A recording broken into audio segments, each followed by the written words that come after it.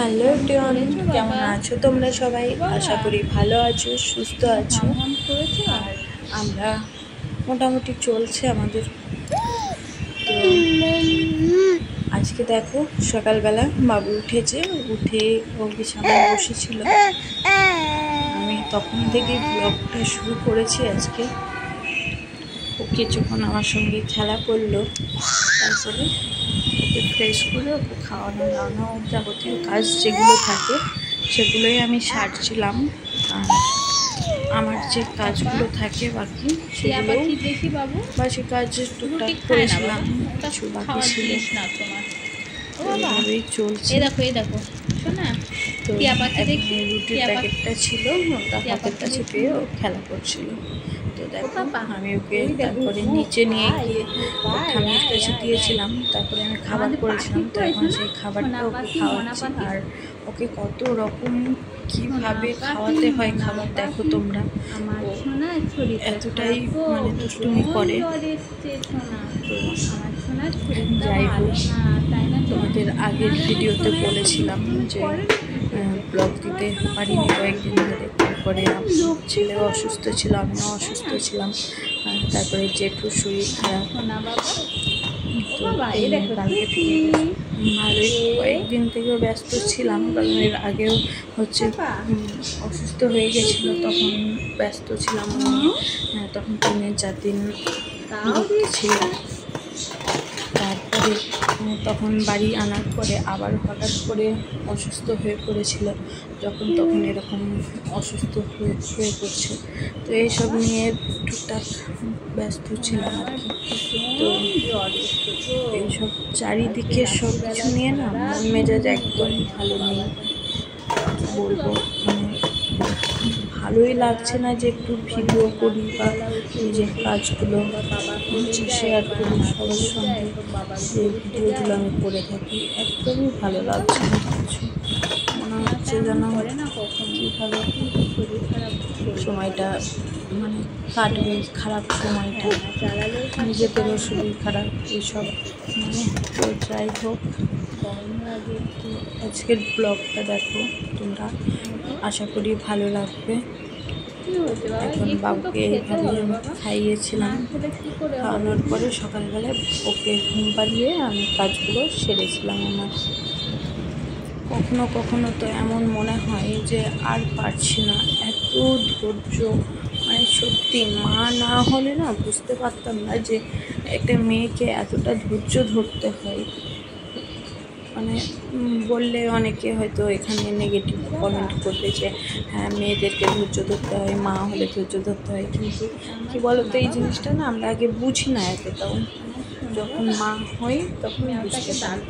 যেমন আমি এখন বুঝতে পারছি আমার ছেলেকে নিয়ে, বিশেষ করে ওকে খাওয়ানো, স্নান করানো আর ঘুম পাড়াতেও অনেক সময় হয়। ও মানে ওর যখন প্রচণ্ড ঘুম পায় তখন ও ঘুমোতে চায়, কিন্তু ওর একটু একটু ঘুম পেলেও মানে ওকে দেখে বুঝতে পারছি যে ওর ঘুম পাচ্ছে, চোখ কচলাচ্ছে, কিন্তু ও ঘুমাবে না। তখন ওর সমানে খেলা করবে।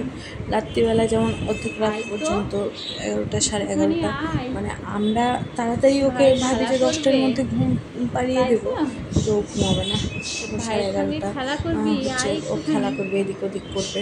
এইসবগুলো না মানে অনেক ধৈর্য ধরতে হচ্ছে। খাওয়ানোর কথা তো কী বলবো তোমাদের, ওর এমনও হয় যে 1.5 ঘন্টা পার হয়ে যায় ওকে খাওয়াতে। মানে একটুখানি খাওয়ালাম, খাইয়ে হয়তো ও খেলা করলো বা এটা নিচ্ছে ওটা নিচ্ছে, একবার এই দরজা দিয়ে বেরিয়ে যাচ্ছে, একবার ওই দরজা দিয়ে বেরিয়ে যাচ্ছে, একবার জানলার কাছে যাচ্ছে। আর এখন তো রিসেন্ট ও কয়েকদিন ধরে মানে একাই উঠে দাঁড়াচ্ছে, দাঁড়িয়ে হাঁটার চেষ্টা করছে, কয়েক পা এগিয়েও যাচ্ছে। আবার কখনো কখনো করছে কি, ও কোনো কিছু খাট ধরে কিংবা দরজা ধরে, দেওয়াল ধরে দাঁড়িয়ে থাকতে সেটা ছেড়ে দিয়ে দৌড় মেরে যাচ্ছে। মানে একটু নর্মালি হাঁটলে যেটা হয় যে আস্তে আস্তে হেঁটে যায়, ভয়টা কম থাকে, সেটা না, ও দৌড় মেরে যায়। আর ওই দৌড় মেরে যখনই যেতে যায় না তখনই পড়ে যাই। আর এই জিনিসটা নিয়ে ভীষণই ভয় লাগে, ওই জন্য ওকে সবসময় হাতে রাখতে হচ্ছে। তো তারপরে দেখো ওকে খাওয়ানোর পরে আমাদের খাবারটা করেছিলাম। আর আমাদের খাবার করেছিলাম আজকে রুটি করেছিলাম, আলু ভেজেছিলাম। আর এরপরে দুপুরে রান্না করব। তো আগে বাবুকে স্নান করিয়ে দিলাম, ওই একটুখানি ঘুমিয়েছিল, ওই 10 থেকে 15 মিনিট হবে, বেশিক্ষণ ঘুমোয়নি।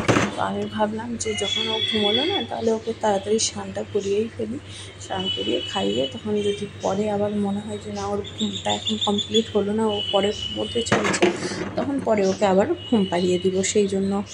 আর তোমরা আমার ভয়েস শুনে হয়তো বুঝতে পারছো যে আমারও শরীরটা খারাপ, আমার কথা জড়িয়ে জড়িয়ে জড়িয়ে জড়িয়ে যাচ্ছে ঠান্ডার কারণে, প্রচণ্ডই ঠান্ডা লেগেছে।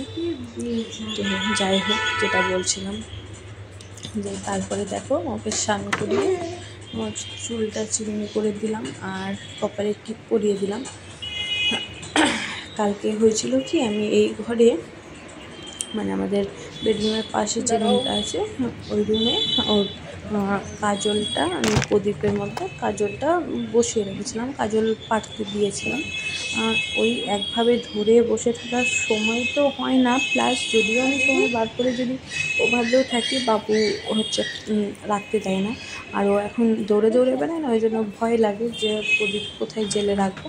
তো আমি এই ঘরে হচ্ছে জানালার উপরে জানালাটাকে বন্ধ করে হচ্ছে দিয়েছিলাম, তো সেখানেই ছিল কাজলটা।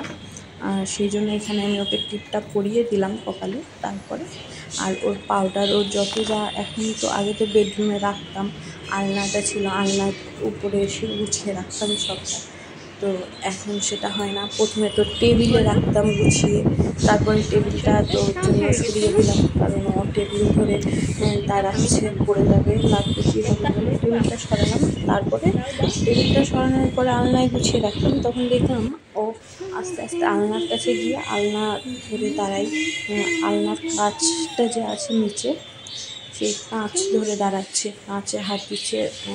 তখন কখন কী হয়, হাত কেটে যাবে, হামকুত হবে, এইসব ভেবে তারপরে আলনাটাকে ওখান থেকে সরিয়ে দিলাম ওর জন্য।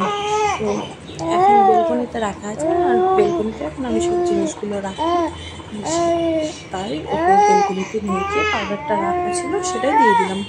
তো যাই হোক, দেখো তারপরে আমাদের তো দুপুরবেলায় আজকে বললাম না যে সবার মন মেজাজ দেখো আজকে 3টে ডিম একসঙ্গে ভাজবো বলে রান্না বান্না করতে করতে তো হবেই, একরকম আর একটা বেশি দিতে হবে, তাই না? কেন হয় সেই জন্য ডাল, ডিম ভাজা এইসব টুকটাক করেছিলাম আলু সিদ্ধ। বাবা আজকে এইসব দিয়ে খেয়ে নিয়ে তাই বললো সবাই, সবারই একরকম ভালো লাগছে না, অন্য কালার। তাই তারপরে হচ্ছে বাবুর জন্য ডিম সিদ্ধ, আমার হচ্ছে এইদিকে দেরি হবে, ওর জন্য একটা ডিম সিদ্ধ করবো যেহেতু, তাই ওর যে রাইস কুকারটা 3টে ডিম ওর মধ্যে বসিয়েছিলাম ওর ডিম সিদ্ধটা।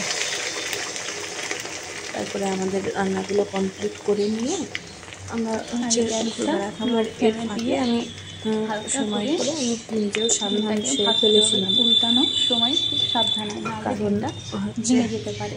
এখন কোনো কিছু ঠিক থাকে না যে কোন কাজটার পরে কোন কাজটা করবো, কোনো সব কিছু যেন ওলট পালট হয়ে যায়। আর এখন রান্নাবান্না হয়ে গেলে সবাই খেয়ে নেবে, আমি পরে খাবো, কারণ আগে আমি বাবুকে খাওয়াবো তারপরে খাবো। কিন্তু এইদিকে আমার রান্না করতে করতেই হচ্ছে আকাশে এত কালো হয়ে মেঘ এসেছিলো, কিছুক্ষণ পরে হচ্ছে 10 মিনিট পরে দেখি বৃষ্টি শুরু হয়ে গেছে। আর আমি উপরে এসেছিলাম জানলা দরজাগুলো বন্ধ করার জন্য, এসে দেখি এইভাবে বৃষ্টি হচ্ছে। তারপরে দেখো খাওয়াচ্ছিলাম, চুলটাও বেঁধে দিয়েছিলাম, গরমে ওরও কষ্ট হয়, চুলগুলো চোখে তো যাই হোক, দেখো ছেলে কিন্তু এত মন খারাপ তবুও সবাইকেও মাতিয়ে রাখে, যেমন আমাদেরকে, ওর জন্য বাধ্য হয়ে আমাদেরকে হাসতে হচ্ছে, ও এতটাই সকালবেলা সবাইকে মাতিয়ে রাখে সারা।